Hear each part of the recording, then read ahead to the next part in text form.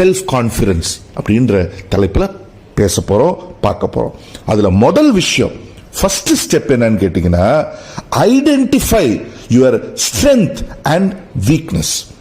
நீங்க முதல்ல உங்களுடைய பலம் என்ன, உங்களுடைய பலகீனம் என்னன்றத நீங்க ஐடென்டிஃபை பண்ணுங்க. உங்களுடைய ஸ்ட்ரென்த் என்ன, உங்களுடைய வீக்னஸ் என்னன்னு.